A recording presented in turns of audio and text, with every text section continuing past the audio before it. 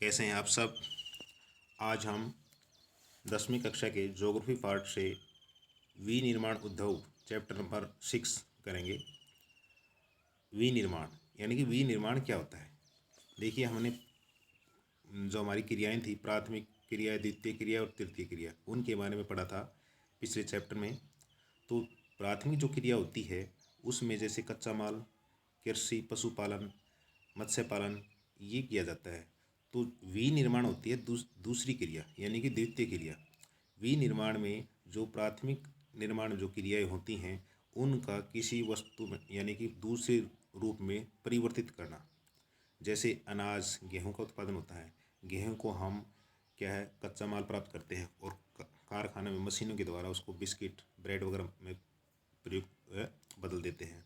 तो ये कहलाता है विनिर्माण। इसी प्रकार मत्स्य पालन, ठीक है, पशुपालन है, दूध है, उसका हम दही, क्रीम, मक्खन, घी तैयार करते हैं, जैसे किसी दूसरे रूप में परिवर्तित करना, तो विनिर्माण कहलाता है। तो विनिर्माण की डेफिनेशन देखें।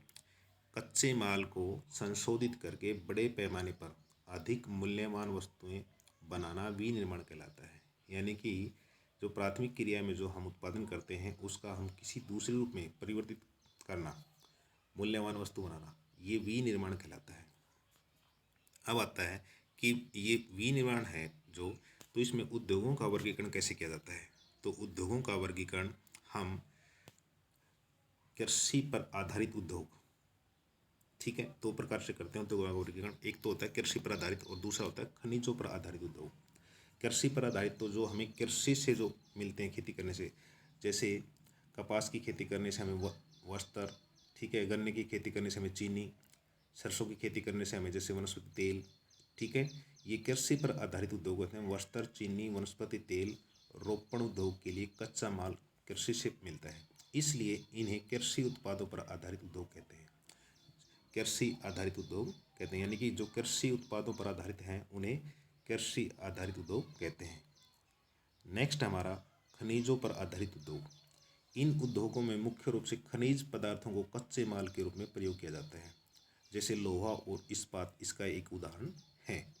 जो खनिजों से जो किया जाता है, कच्चे माल के रूप में प्राप्त किया जाता है, फिर उसको किसी दूसरे रूप में परिवर्तित किया जाता है, जैसे लोहा और इस्पात उद्योग, ठीक है। नेक्स्ट हमारा इसमें है प्रमुख भूमिका के आधार पर उद्योग। दो प्रकार के होते हैं प्रमुख भूमिका के आधार पर। ये होते हैं कौन कौन से दो, तो सबसे एक होता है आधारभूत उद्योग और दूसरा होता है उपभोक्ता उद्योग। आधारभूत उद्योग यानी कि उद्योगों का संबंध भारी मशीनों के निर्माण से होता है जो अन्य उद्योगों के आधार पर होती है, परंतु उपभोक्ता उद्योग में मानव का उपयोग के लिए सामान बनाया जाता है, यानी कि मनुष्य उसका उपयोग कर सके, उसके लिए उपभोक्ता उद्योग बोला जाता है उसको, ठीक है। पूंजी निवेश के आधार पर उद्योग, फिर आ जाता है कि पूंजी निवेश के आधार पर उद्योग का वर्गीकरण कीजिए। तो पूंजी निवेश के आधार पर होते हैं, ये भी हमारे दो होते हैं, लघु उद्योग और बृहत उद्योग या बड़े उद्योग। नई औद्योगिक नीति के अनुसार लघु उद्योगों में पूंजी निवेश की अधिकतम सीमा, ठीक है, 5 करोड़ तक होती है। यानी कि जो छोटे उद्योग होते हैं, लघु उद्योग बोला जाता है, उसमें पूंजी निवेश यानी कि हम अपना पैसा 5 करोड़ तक सीमा तक इन्वेस्ट कर सकते हैं। और जो बड़े उद्योग होते हैं उसमें 5 करोड़ से अधिक पूंजी निवेश वाले उद्योगों को बृहत उद्योग या बड़े उद्योग कहा जाता है, ठीक है। फिर आ जाता है हमारा कि स्वामित्व के आधार पर। ये अलग अलग क्वेश्चन पूछे जाते हैं कि उद्योगों का वर्गीकरण कैसे किया जाता है, भूमिका के आधार पर, पूंजी निवेश के आधार पर, फिर स्वामित्व के आधार पर। तो हमें इनको अलग अलग से याद करना है। तो स्वामित्व के आधार पर उद्योगों का वर्गीकरण हम 4 भागों में करते हैं।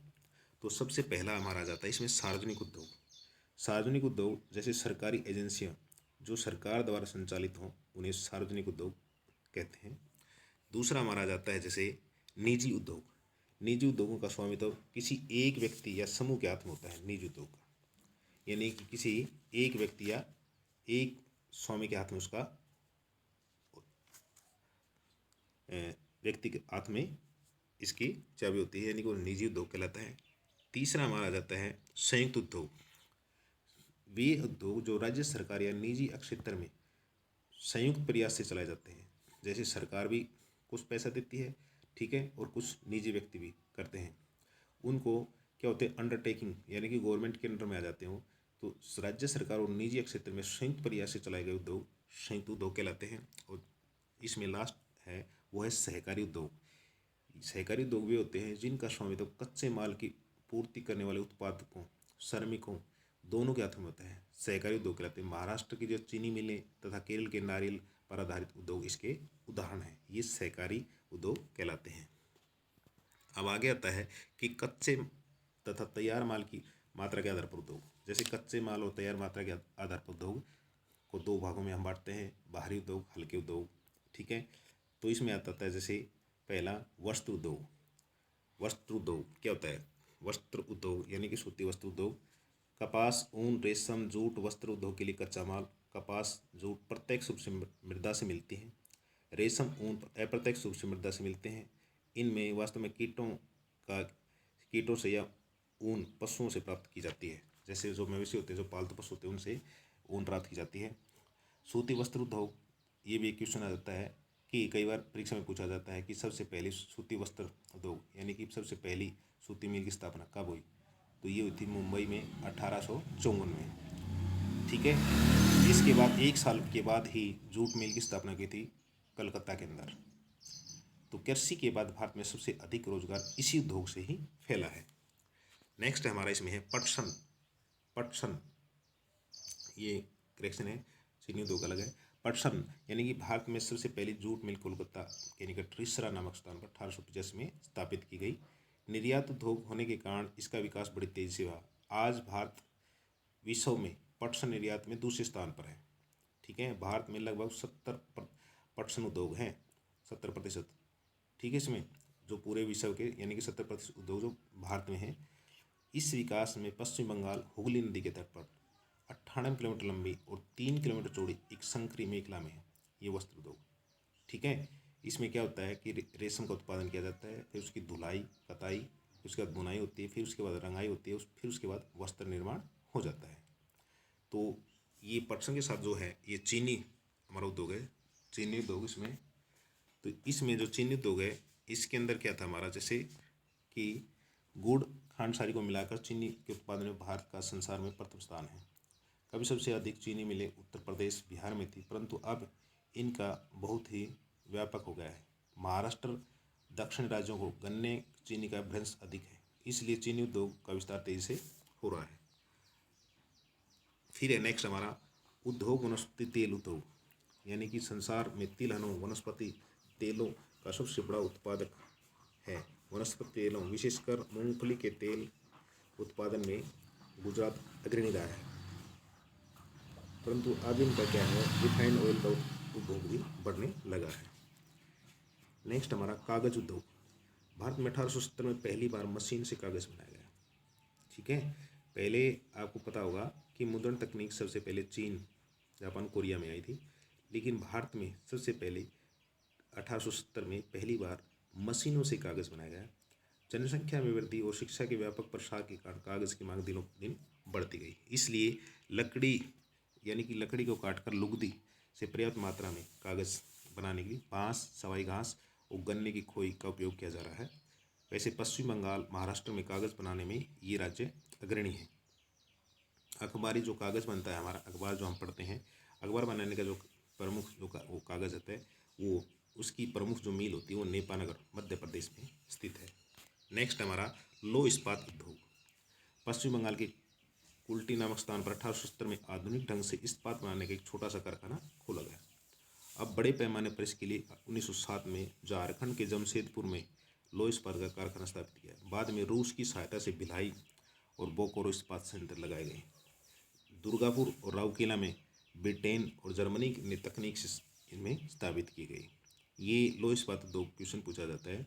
तो 1907 में झारखंड के जमशेदपुर में लौह इस्पात उद्योग, ठीक है, रूस की सहायता से भिलाई, बोकारो के इस्पात संयंत्र लगाए गए और दुर्गापुर और राउरकेला में ब्रिटेन और जर्मनी ने इनमें सहायता की।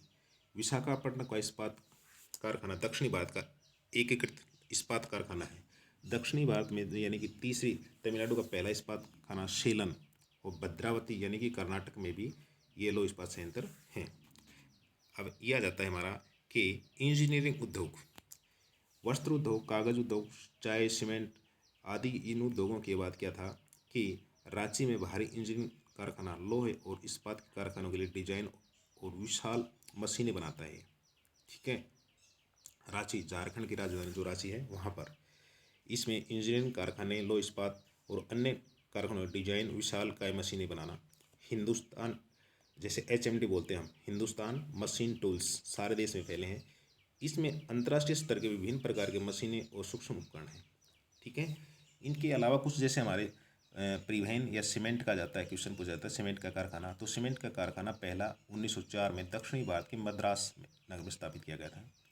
ये चूने पत्थर का इसमें कच्चा माल जो प्रयुक्त किया जाता है।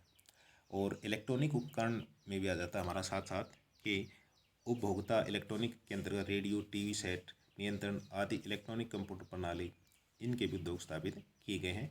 भारत में इलेक्ट्रॉनिक सामान का निर्यात निरंतर बढ़ता जा रहा है। तो ये थे हमारे विनिर्माण उद्योग एवं उससे संबंधित कुछ क्वेश्चंस। आशा करता हूँ आपको समझ में आए होंगे। अगर आपको अच्छे लगे हो तो लाइक और शेयर करना नहीं भूलें। धन्यवाद। आपका दिन शुभ रहे।